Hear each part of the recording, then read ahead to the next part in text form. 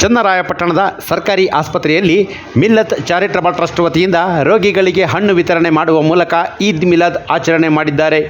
ಈ ವೇಳೆ ಸರ್ಕಾರಿ ಆಸ್ಪತ್ರೆ ಆಡಳಿತ ವೈದ್ಯಾಧಿಕಾರಿ ಡಾಕ್ಟರ್ ಮಹೇಶ್, ಪುರಸಭೆ ಸದಸ್ಯ ಶಶಿಧರ್, ಮೆಡಿಕಲ್ ವೆಂಕಟೇಶ್ ಹಾಗೂ ಮುಸ್ಲಿಂ ಸಮುದಾಯದ ಮುಖ್ಯಸ್ಥರು ಉಪಸ್ಥಿತರಿದ್ದರು.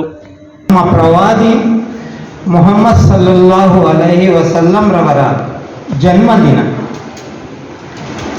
ತಂದೆ ಹಜರತ್ ಅಬ್ದುಲ್ಲಾ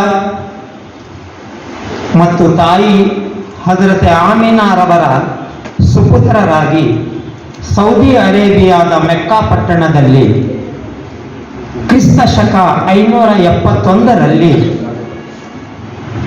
ಅವತರಿಸಿದರು. ಇಸ್ಲಾಂ ಧರ್ಮದ ಜ್ಯೋತಿಯನ್ನು ಬೆಳಗಿಸಿದ, ಸನ್ಮಾರ್ಗವನ್ನು ತೋರಿಸಿದ ಪ್ರವಾದಿಯವರ ಜನ್ಮದಿನವನ್ನು ವಿಶ್ವದಾದ್ಯಂತ ಮುಸ್ಲಿಂ ಬಾಂಧವರು ಅವರಿಗೆ ಮಹತ್ವದ ದಿನವಾಗಿದ್ದು ಶ್ರದ್ಧಾ ಭಕ್ತಿಯಿಂದ ಆಚರಿಸಲಾಗುತ್ತಿದೆ.